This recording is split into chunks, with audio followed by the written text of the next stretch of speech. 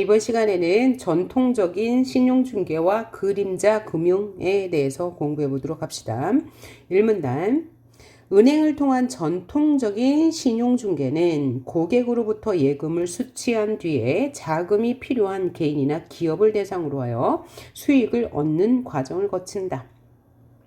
대출은 예금에 비해서 만기가 상대적으로 긴 것이 일반적이다.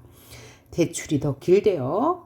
단기에 비해 장기의 경우에 신용 및 유동성 리스크가 높아서 이를 보상하기 위해 장기 금리가 단기 금리에 비해 상대적으로 높게 책정되는데, 은행은 대출로 인해 발생한 원리금 반환을 요구할 수 있는 권리 증서인 대출 채권을 만기까지 보유하므로 장단기 금리 차이가 은행의 대표적인 수익원이다.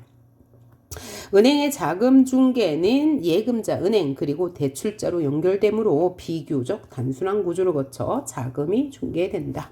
그러니까 은행은 예금자에게 예금을 받아서 대출자에게 대출해 주는 것으로 수익원을 삼는데, 이때 대출자에게 대출해 주는 금리가 단기보다 장기가 더 이율이 높으므로 그로 인해서 수익을 얻는다 라고 말했고요.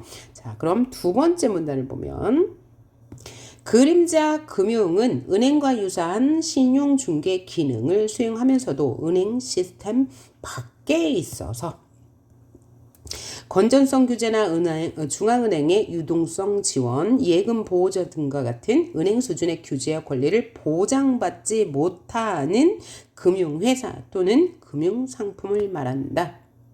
자, 그래서 그림자 금융은 은행과 같이 신용중개 기능을 수행하지만 은행 시스템 밖에 있다. 여기에는 즉 그림자 금융의 종류에는 증권사, 보험사, 카드사 등의 비은행 금융회사와 각종 펀드, 신탁, 자산, 유동화 증권 등의 금융상품이 포함된다. 은행은 고객 예금을 재원으로 하여 수익원으로 하여 대출을 실시하지만 그림자 금융은 대출을 실행하고 받은 대출 채권을 시장에 매각하여 재원을 마련한다는 점에서 자금 중개 과정이 은행과는 별도로 진행된다. 자, 다시 말하면 이 그림자 금융은 먼저 대출을 해줘요. 누군가에게, 투자자에게. 그러면 대출해준 증서인 채권을 받는데 이 채권을 다시 시장에 판매함으로써 재원을 얻는데요. 이때 대출 채권을 매입하는 주체, 그림자 은행이 매각 팔았죠. 그러면 이것을 사는 주체는 매입하는 주체죠. 그것을 이 시장을 뭐라고 한대요? 콘딧이라고 한대요. 콘딧. 이러한다. 콘딧은 도관, 즉 물이나 석유가 흐르는 파이프처럼 돈이 흘러다니는 관이라는 의미이다.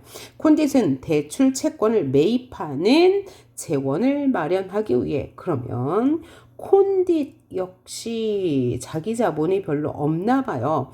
재원, 이 그림자 은행이 판 채권을 매입하기 위한 재원을 마련하기 위해, 콘딧은 채권을 매입하는 재원을 마련하기 위해 자신의 명의로 발행한 어음 등의 단기 금융상품을 발행해서 누구한테 팔아요? 펀드 등에 판대요. 투자자들의 돈이라고 했으니까요. 그러니까 콘딧은 그림자 은행으로부터 채권을 매입했죠. 그러면 이 콘딧은 다시 자금, 재원을 마련하기 위해 단기 금융상품, 어음 등을 발행하는데 누구한테 발행하냐? 펀드 등의 투자자들한테 발행을 한다. 그리고 투자자들의 자금이 콘딧에게 원활하게 흘러가게 하기 위해서 누군가 콘딧이 발행한 어음 등을 보증하는데 콘딧의 어음을 보증하는데 그것은 은행과 같은 공신력 있는 금융회사가 이 업무를 담당한대. 은행이 콘딧의 보증을 서준다는 이야기죠. 그러면 콘딧은 매입하고자 하는 대출 채권들을 묶어서 자산 포트폴리오를 구성한 뒤에 대출 채권을 묶어서 자산 포트폴리오라는 것은 어떤 계획서가 될 거예요. 여기서 발행한 현금 흐름을 기초로 하여 신종증권을 발행해요. 신종증권 발행.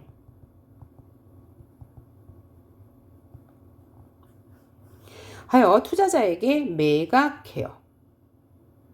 하여 재원을 마련한다. 이처럼 그림자 금융에서는 대출채권을 만기까지 보유하기보다는 짧은 단기 증권으로 만들어서 시장에 내답하는 증권화를 통해서 다수의 금융회사들이 중개사수를 만들게 되므로 전통적인 신용중개보다는 상대적으로 길고 복잡한 과정을 거쳐 자금이 중개된다. 이 과정을 한번 이해해 봅시다. 이 과정을 이해해야지 문제가 풀릴 거예요. 자, 그러면 그림자 뱅크는 대출자에게 돈을 빌려주고 채권을 받죠. 그렇죠? 이 채권을 매각 팔아요. 누구한테? 콘딧에게. 그러면 이 콘딧이 그림자 뱅크에게 돈을 주겠죠. 그러면 이 콘딧은 채권을 매입하는 주체가 되고 이때 쓴 채권을 매입하기 위해서 쓴 돈, 재원을 충당하기 위해서 펀드 등의 투자자들한테 단기 금융상품, 어음 등을 판매합니다. 그리고 또 하나, 매입하고자 하는 또 다른 채권들을 여러 묶어서 자산 포트폴리오를 구성하죠.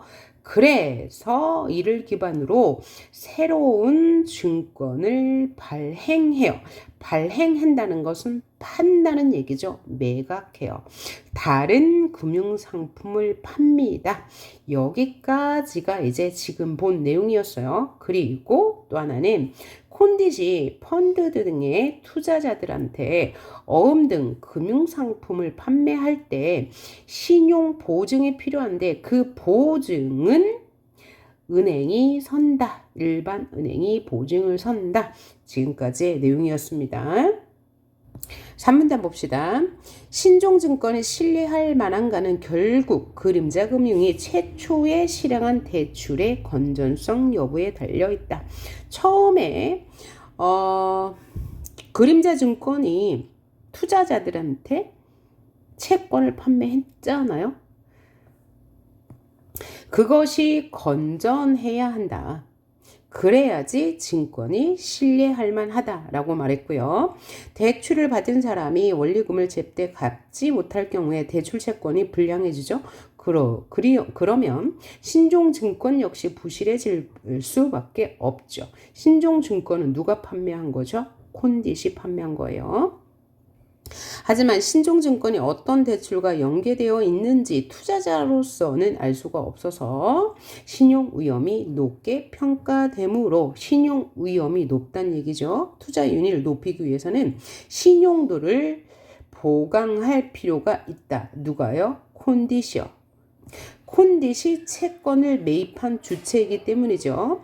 콘딧은 그래서 신용도를 보강하기 위해서 트렌칭이라는 새로운 기법을 통해 신종증권의 신용구조를 변경하여 이를 해결하고자 한다.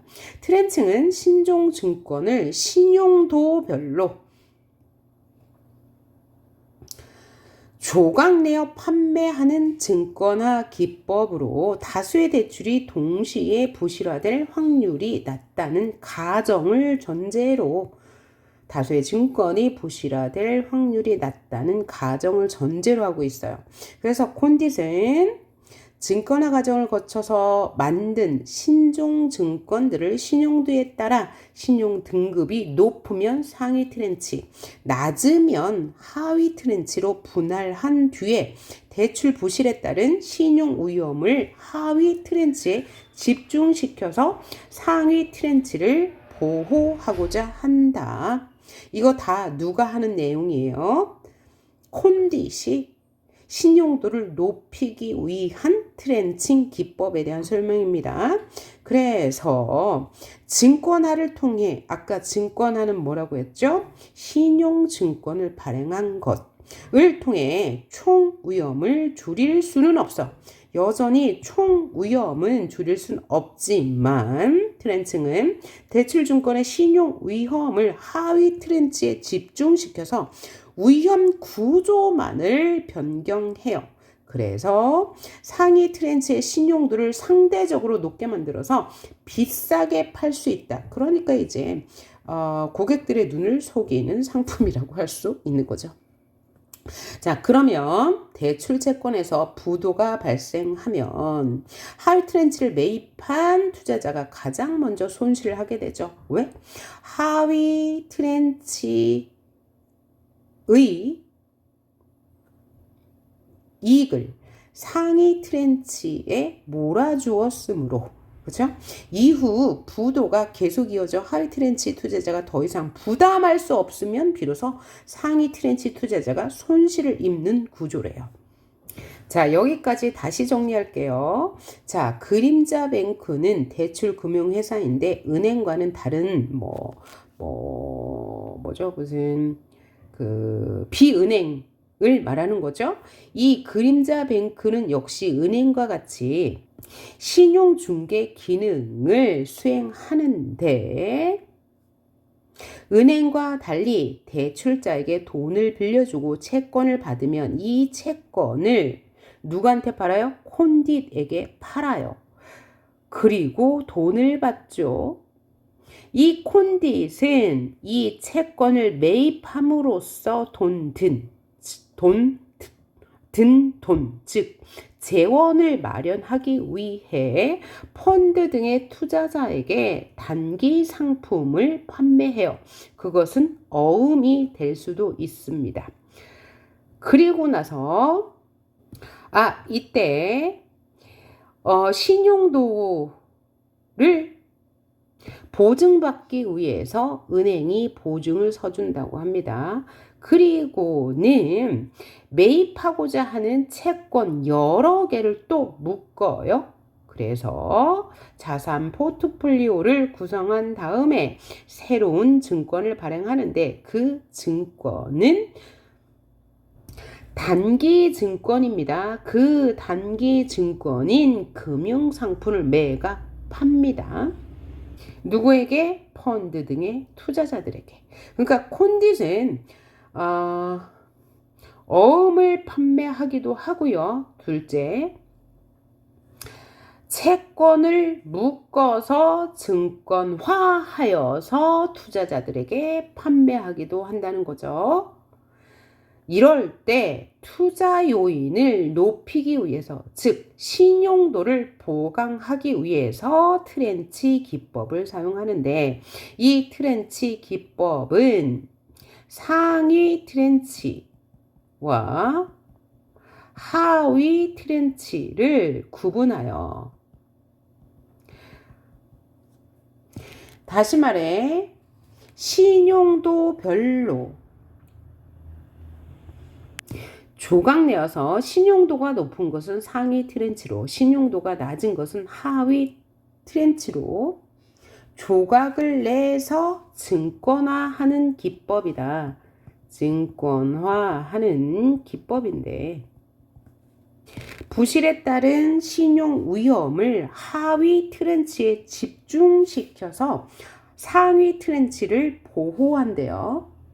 하지만 이것은 총 위험을 줄일 수는 없고 위험 구조만 변경한 것이다. 그래서 상위 트렌치의 신용도를 상대적으로 높게 만들어서 비싸게 팔 목적으로 만든 것이다. 라고 생각하시면 되겠네요. 다음 문단. 1년 후에 1억 원을 받는 두 개의 대출 채권이 있다고 가정하자. 지금 뭘 설명하는 거예요? 트렌치 기법.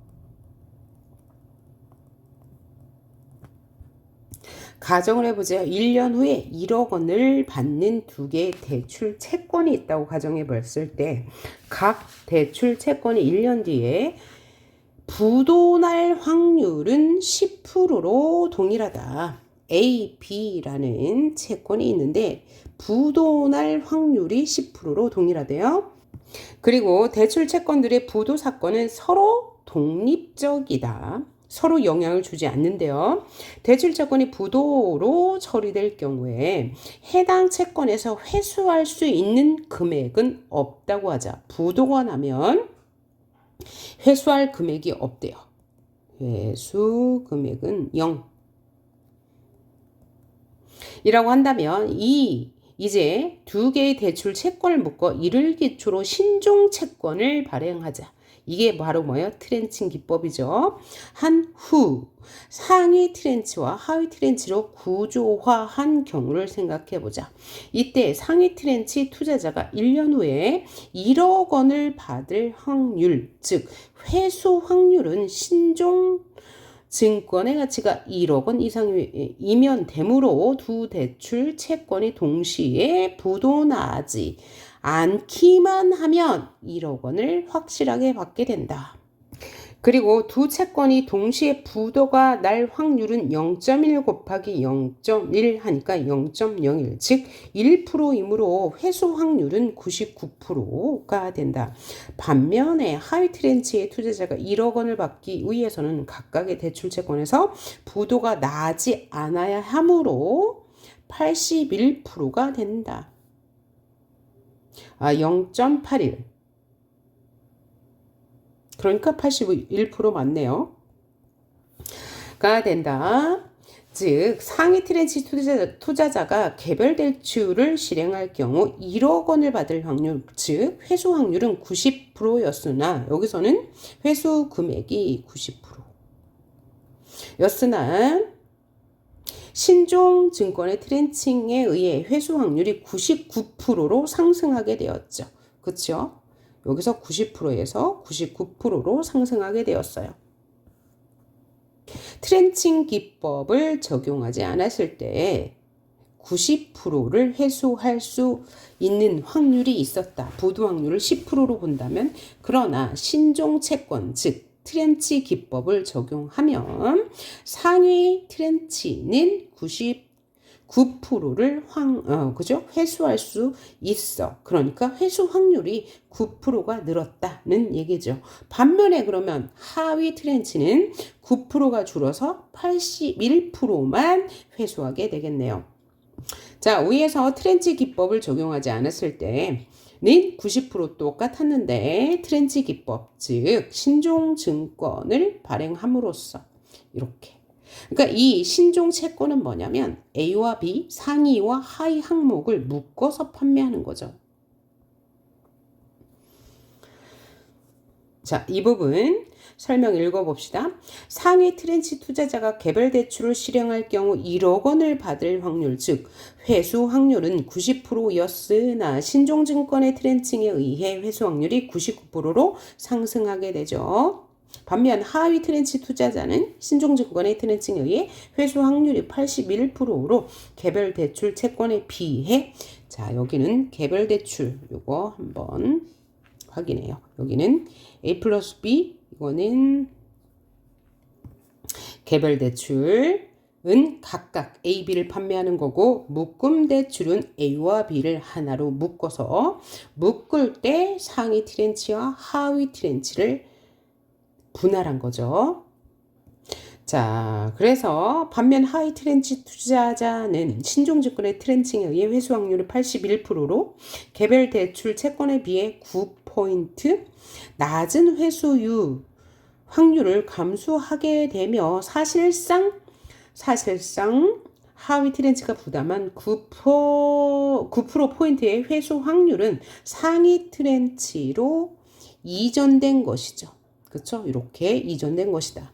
여기에 화폐 시간 가치를 무시하면 상위 트렌치 가격은 0.99 곱하기 1억 원 더하기 0.01 곱하기 0원은 99억 원이 되었다. 그럼 여기가 99억 원, 99억 원이 아니고 0.99억이 된 거죠. 이 되고 하이 트렌치의 가격은 0.81억 원에 거래된다. 트렌칭 기법은 회수 확률이 90%에 불과한 대출 채권은 신용 위험이 높다고 판단했대요. 자, 회수 확률이 90%에 불과한 것은 신용 위험이 높다고 판단한 거예요. 만약에 우리가 이제 은행 대출 생각해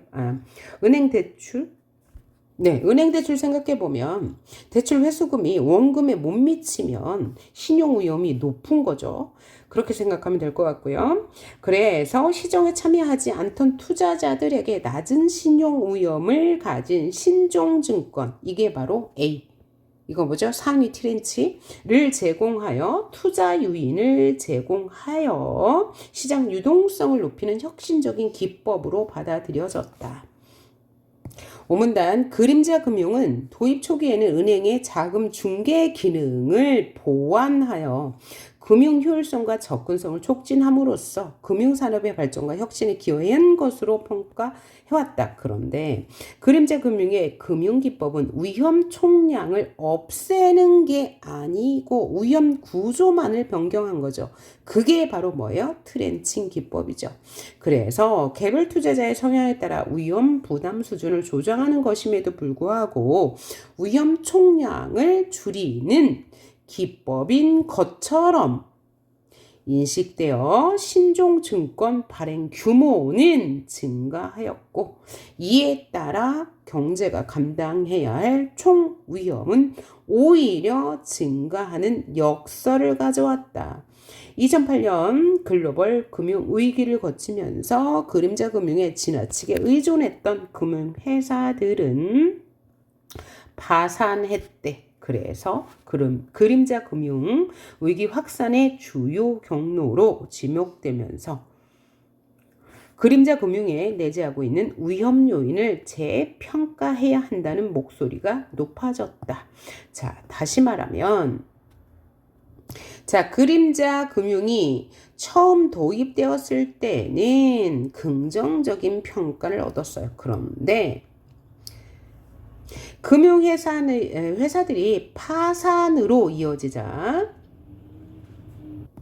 그림자 금융이 위기 확산의 주요 경로라고 지목되면서 재평가해야 한다는 목소리가 높아졌다. 그래서 긍정에서 부정적으로 인식이 바뀌었다라고 생각하시면 될 것 같네요. 자, 그러면 문제를 풀어봅시다. 윗글의 내용과 일치하지 않는 것은 무엇인가 한번 볼까요? 자, 1번 콘딧은 일반 투자자가 펀드에 맡긴 자금을 이용하여 콘딧은 일반 투자자가 펀드에 맡긴 자금을 이용하나요? 일반 투자자가 자금을 이용하여 일반 투자자가 아니고 펀드 등의 투자자죠. 그 자금을 이용하여 단기 금융을 팝니다. 일반 투자자가 맡기는 자금은 누구한테 가죠? 바로 그림자 금융에게 가겠죠. 자, 얘는 틀린 거. 이 문단에서 내용 확인할 수 있고요. 선지 2번 그림자 금융에서 은행은 콘딧의 자금 조달을 위해 신용도를 보강해주는 역할을 하죠. 이것이 바로 은행의 역할이었다. 3번 그림자 금융은 대출 채권을 만기까지 보유하기보다는 맞죠? 신종증권으로 만들어 시장에 매각하죠. 단기 채권을 매각하죠. 그 다음 신종증권은 누가 하는 거죠? 콘딧이 발행하는 거죠. 트렌칭 기법을 통해 상위 트렌치의 원리금 회수 확률이 하위 트렌치보다 높아지게 하여서 투자 요인을 높인다고 했죠. 5번 신종증권은 대출 채권을 기초로 발행되므로 맞죠? 대출 채권을 기초로 발행돼요. 누가요? 누가 발행하여? 콘딧이. 신종증권이 가지는 위험의 총량은 증권화로 인해 바뀌지 않지만 뭐만 바뀌어요? 위험 구조만 바뀐다고 했죠. 3문단에서 확인할 수 있었습니다. 문제 2번 볼까요? 윗글 바탕으로 볼 때 보기의 A2에 들어갈 내용으로 적절한 것을 고르래요. 자, 봅시다. 보기가 상당히 기네요. 한번 읽어봅시다. 자, 상관관계란 하나의 확률 변수가 움직일 때 다른 확률 변수가 어떤 형태의 직선관계를 가지고 선형적으로 움직이는지의 정도를 의미한다. 이를 지표화한 것을 상관계수라고 한다.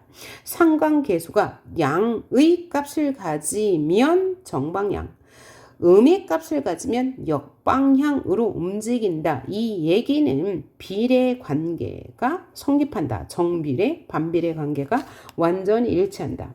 예를 들어 A라는 기업이 파산하면 B라는 기업도 파산하고 A라는 기업이 파산하지 않으면 B라는 기업도 파산하지 않는다. 라는 얘기네요. 상관관계가 완전 정방향이므로. 자, 그래서 뭐 정방향 양의 값을 가지면 즉 이익이 있으면 B도 이익이 있고 음의 값을 가지면 A가 손실을 입었으면 B도 손실을 입는다. 이해할 수 있죠? 그 다음에 상관관계는 마이너스 1에서 플러스 1까지의 값을 가지는데 상관관계가 0의 값을 가질 경우에는 두 확률 변수 간에 아무런 관계도 존재하지 않는다. 그럼 만약에 A가 0이면 B도 0이다. A가 또, 뭐, 요런 얘기가 되겠네요. 그렇죠? 상관관계가 0의 값을 가지면 두 확률 변수 간에는 아무런 관계도 존재하지 않고 이 경우 이들은 서로 독립한다 라고 했어요. 그러니까 상관관계에서 중요하게 봐야 할 것은 A가 이익이 있으면 B도 이익이 있고 A가 이익이 없으면 B도 이익이 없고 A가 0이면 B도 0이다. 그렇죠? 그래서 두 개의 대출 채권에서 부도가 발생하는 예를 들어서 설명해 주네요. 사건의 상관계수가 플러스 1이라는 것은 하나의 대출 채권에서 부도가 발생하면 나머지 대출 채권에서도 반드시 부도가 발생하고 하나의 대출 채권에서 부도가 발생하지 않으면 나머지 채권에서도 역시 부도가 발생하지 않는다는 것을 의미한다. 자, 그 다음 이 문단을 보니까 1년 후에 사례를 드네요. 이제 1억 원을 받을 수 있는 대출 채권이 2개, 대출 채권이 2개가 있대요. 그렇게 가정해 보면 각각의 대출 채권은 1년 후 부도 확률이 10%로 동일하다. 개별 대출 채권은 부도 시 전액 손실 처리되며 개별 대출 채권은 부도 시에 손실 처리, 그러니까 하나도 받을 수 없다는 얘기죠. 회수 금액은 0원이다. 회수 금액은 부도 시, 자, 10% 부도 발생률이 있는데 만약에 부도가 난다면 회수금은 0원이다. 둘 다 0원.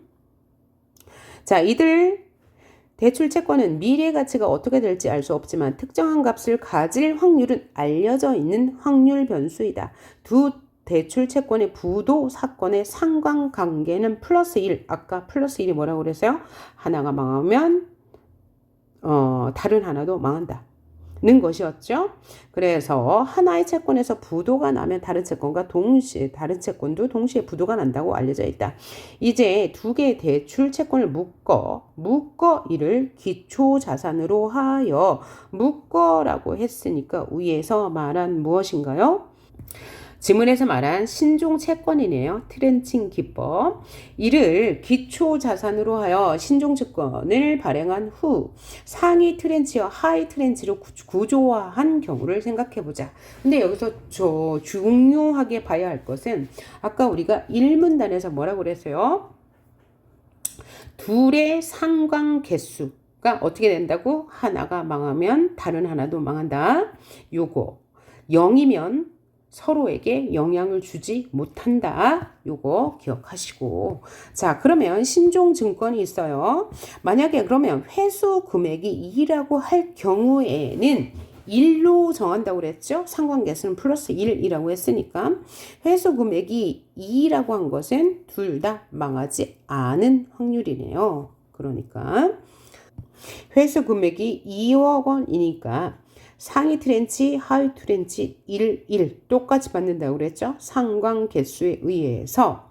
그런데 부도 확률이 10%라고 했으니까 얼마 받나요? 90%를 받겠죠. 그렇죠? 1억에서 부도가 날 확률이 10%였으니까 10%를 빼면 90% 받을 수 있고 여기 똑같이 1이라고 되어 있네요. 그 다음에 1만 받을 확률, 1억 원만 받을 확률, 1억 원만 받을 확률은 몇 프로예요? 자, 한쪽이 망하면 다른 한쪽도 망하는 상관계수를 지니니까 000이 되겠죠. 회수 금액은 당연히 그렇죠? 그 다음 회수금이 0일 확률은 부도금액 10%.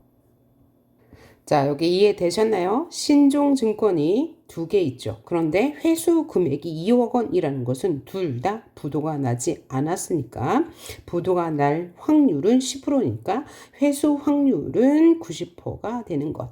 그 다음에 1억 원 회수의 신종금액, 회수금액이 1억 원이라는 것은 둘 중에 하나만 부도가 났는데 여기는 상관관계에 의해서 하나가 부도가 나면 둘 다 부도가 난다라고 했으니까 회수 확률은 0원, 0%. 그 다음에 회수할 확률이 90%이고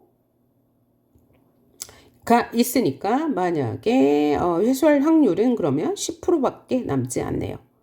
그렇죠? 이렇게 그러면 정리하시면 되겠죠. 그러면 답은 몇 번이 될까요? 5번이 되겠습니다. 다음 문제 볼게요. 3번. 윗글을 바탕으로 기억과 니은을 비교한 내용으로 적절하지 않은 것은 이라고 했는데 문제 1번은 기억은 전통적 신용중개 금융이었고 니은은 그림자 금융 이었습니다. 자, 그러면 적절하지 않은 것은 1번. 기억은 니은에 비해 자금 중개 과정이 짧고 단순하다고 1문단에서 확인할 수 있죠. 기억은 니은과 달리 예금자 보호 기능이 존재한다고 1문단에 있습니다. 기억은 니은과 달리 대출을 실행하는 주체와 대출 채권을 보유하는 주체가 동일하죠.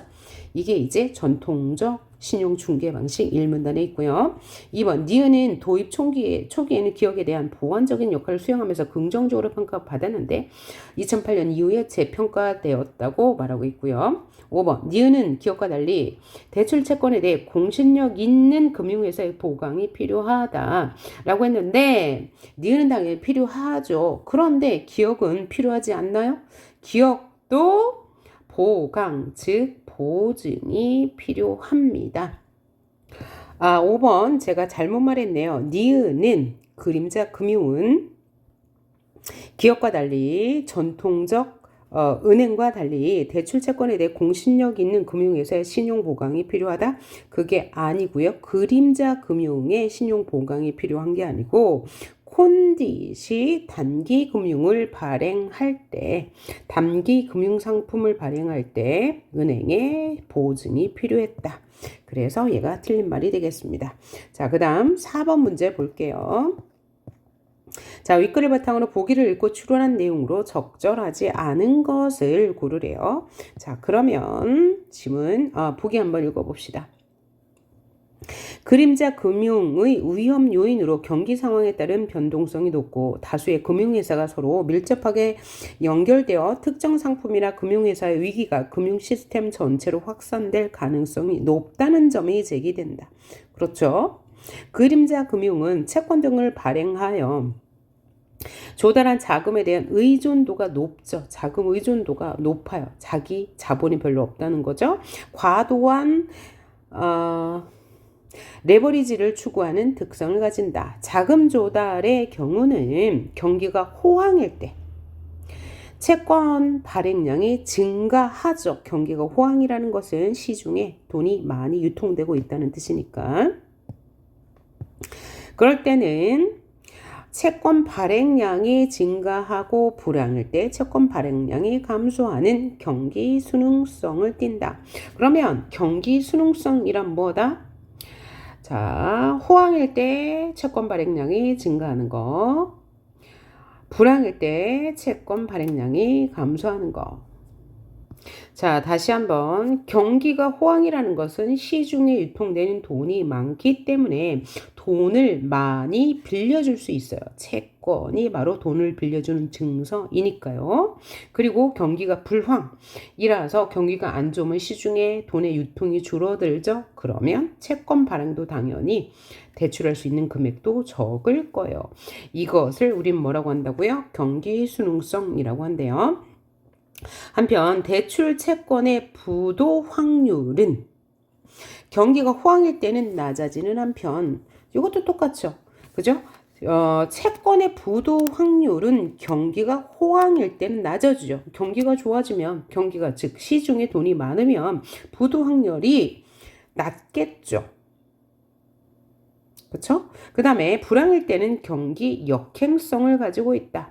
경기 역행성을 가지고 있다는 것은 자, 경기 역행성을 갖는다는 말은 부도 확률이 많아진다는 거예요.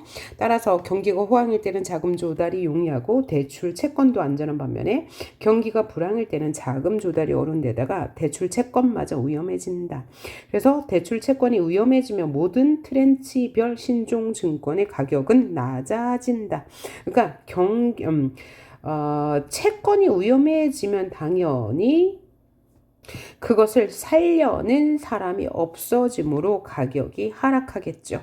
이 경우 대출 채권이 하락할 경우 그림자 금융은 자금 조달과 운용의 양면에서 압박을 받아 위기에 처하게 되고 이러한 위기가 다른 금융회사로 연쇄적으로 이어질 경우 시장 전체 불안으로 확산될 수 있다. 이 이야기는 이 1문단 첫 번째 문장의 말과 똑같은 이야기를 한 번 더 설명해 준 것입니다.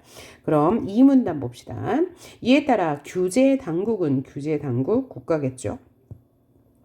경기가 호황일 때는 그림자 금융의 레버리지를 억제하기 위해 자 여기에서 레버리지를 억제한다가 무슨 뜻입니까? 각주에 보면 타인의 자금을 얼마나 많이 빌려 쓰는지를 알려주는 지표래요. 그러니까 타인의 자금을 빌려 쓰는 것을 억제하기 위해 자, 호황일 때는 타인의 자금을 빌려 쓰는 것을 억제하기 위해 자기 자본 대비 부채에 대한 규제 비율을 낮춤으로써 증권화를 억제한대요. 자, 호황기일 때는 증권화를 억제하고 한편 경기가 불황기일 때는 이 비율을 완화하여 증권화에 보다 관용적인 정책을 수행하려 한다. 이 얘기는 어떤 얘기예요? 경기가 호황기일 때는 오히려 규제하여서 이 채권을 많이 발행하거나 이런 것을 혹은 증권화 비율을 억제한대요. 왜? 이거 안 해도 경기가 잘 돌아가니까요. 시중에 돈은 돌아다니는 돈이 많으니까. 반면에 경기가 불황이면 시중에 자금 흐름이 원활하지 않으니까 이 그림자 은행의 그 자금 흐름을 이제 원활하게 하기 위해서 레버리지 비율을 억제하지 않는 관용 정책을 수행한다는 이야기예요. 자, 이와 더불어 규제 당국은 금융회사가 보유하고 있는 자산에 대비한 자기 자본의 최소 수준인 규제 비율을 높여 손실 흡수력을 강화한다. 언제? 함으로써 대출 채권 같은 자산의 부도로 인해 금융회사가 부실해지는 경우를 방지하려고 한다. 언제요? 경기가 불황일 때. 경기가 불황일 때는 손실을 막으려고 하는 거죠. 여기서 규제 비율을 높인다는 것은 무엇의 규제 비율을 높인다는 거예요? 바로 레버리지의 규제 비율을 높인다는 거예요. 그러니까 이 그림자 금융이 더 많은 활동을 할 수 있도록 돕는다라고 이해하시면 될 거예요. 특히 다른 금융회사와의 상호 연계성이 높은 금융회사에는 일반 금융회사에 요구하는 자기자본 규제 비율에 더해 추가적인 자기자본을 쌓도록 하여 금융 시스템의 안정을 제고하려고 한다. 자, 그러면 선지 판단해 보도록 할게요. 선지 1번. 규제 당국의 금융회사 레버리지에 대한 규제 비율은 경기 역행성을 갖는다. 경기 역행성이 아까 뭐라고 했죠? 부도가 날 확률이라고 했고요. 금융회사의 레버리지에 대한 규제 비율은 호황일 때는 규제 비율을 낮추고 불황일 때는 규제 비율을 높인다. 규제 비율을 높인다는 것은 규제를 완화한다는 이야기예요. 요 의미를 잘 이해하시길 바랍니다. 자, 여기에 대한 답은 이 문단의 첫 번째 문장에서 찾을 수 있겠어요. 자, 레버리지에 대한 규제 비율은 경기 역행성을 가집니다. 어떻게요? 호황기일 때는 레버리지를 억제해요. 그리고 불황기일 때는 레버리지를 완화해요. 그러니까 얘는 맞는 말. 자, 그러면 선지 2번 볼게요. 그림자 금융을 통해 발행한 신종증권의 가격은 경기 순응성을 띠고 있다. 자, 얘는 보기에 1문단에 나와 있는데요. 자, 자금 조달의 경우 경기가 호황일 때 채권 발행량이 증가하는 경기 순응성. 그러니까 맞는 거네요. 선지 3번. 규제 당국은 금융회사 간 상호 연계성이 높은 금융회사일수록 손실 흡수력을 높이도록 규제한다. 얘는 지금 이 문단에 나와 있죠. 규제 비율을 높여 경기가 불황일 때 상호 연계성의 회사일수록 손실 흡수력. 그래서 손실 흡수력을 강화한다. 상호 연계성이 높은 회사일수록. 마지막 문장에 되어 있네요. 금융회사와의 상호 연계성이 높은 금융회사에서는 일반 금융회사에서 요구하는 자기 규제 비율에 더해 추가적인 자기 자본을 쌓도록, 즉 손실 흡수력을 높이도록 규제를 완화한다라고 되어 있네요. 선지 4번. 규제 이전에 그림자 금융에 의한 신종증권의 발행 규모는 경기가 불황일 때, 호황일 때보다 더 크다. 자, 얘는 1문단에서 확인할 수 있습니다. 경기가 호황일 때 발행량이 증가한다 라고 나와 있죠. 맞는 말. 선지 5번. 규제 당국은 레버리지 규제를 통해 경기가 호황일 때는 그림자 금융의 자금 조달의 경기 순응성을 낮춘다. 자, 경기 순응성은 호황일 때와 불황일 때 모두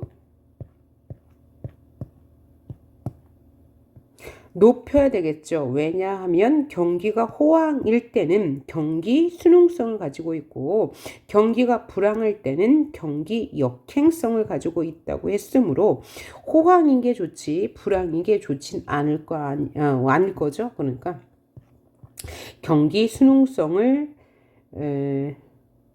낮추는 건 문제가 되지 않을 거예요.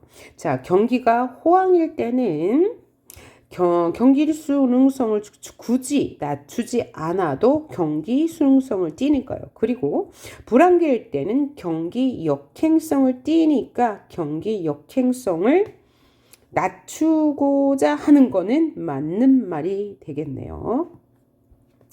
자, 이 지문이 좀 어려운 지문이었는데요. 혹시 이해가 안 간다면 지문을 한 번 더 읽어보시고 그 다음에 마지막에 우리 요 과정 있죠? 맨 앞에서 본 거, 요 과정을 여러분이 스스로 써보시면서 이해하시는 게 가장 좋을 것 같습니다. 그림자 뱅크가 자금을 운용하는 과정, 특히나 콘딧이 자금을 운용하는 과정을 보면서 스스로 정리해 보시면 이 짐은 쉽게 이해하실 수 있을 것 같고요. 그 다음에 지금 푼 이 4번 문제는 그냥 이 지문 보기에 나온 것을 대입하면 되는데 이걸 대입할 때 혹시 이해가 안 된다 그러면 경기가 호황일 때와 불황일 때 자금 흐름이 어떻게 되는지 한번 생각해 보시면 그래도 이해하기 쉬울 것 같네요. 자, 수고하셨습니다.